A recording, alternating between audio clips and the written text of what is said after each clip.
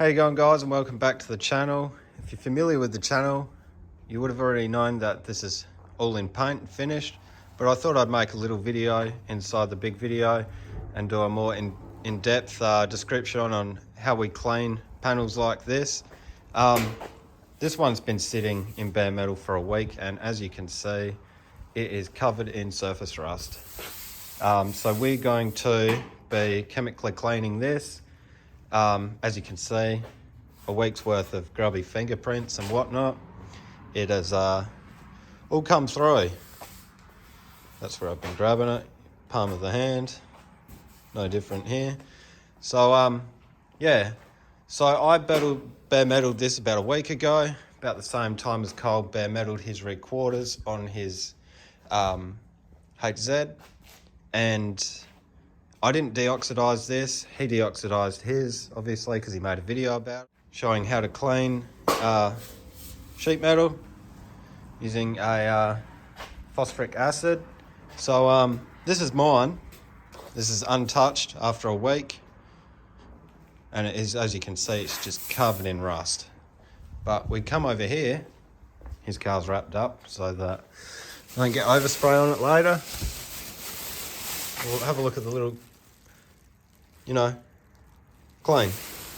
There's still some coating on there from the phosphoric acid because he didn't sand it off, but he doesn't have to. So we're going to be cleaning this with phosphoric acid, and then we'll neutralize it, and then we'll sand it off.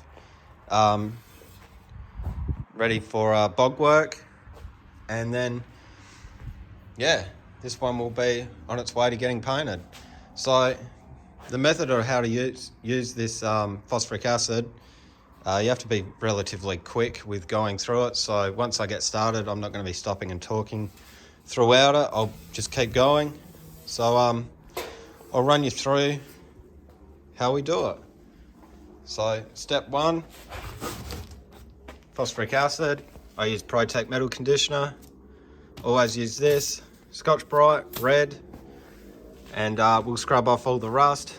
After that, wet rag with water, and then finishing it off with a dry rag. I'll probably need two of them to dry it off, because once you start drying it, that will get too wet, and then I'll need a second one. And then after that, I will sand off the residue with the DA. It's just 80 grit on that. So yeah, that's just the steps to do it. Once it's sanded with the DA, then I can go ahead and do my filler work on this.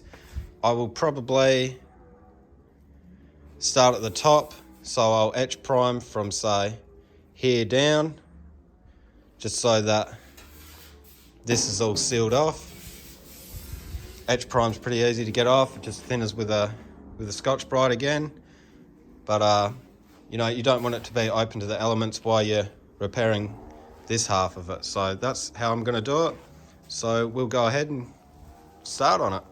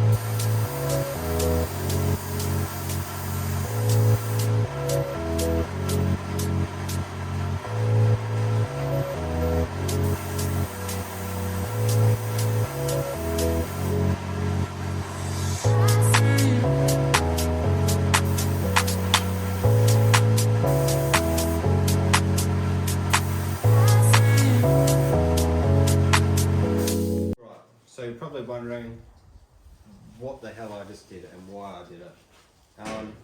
We'll start off with the bare metal area. I sanded this because this is going to get filler work straight over the top.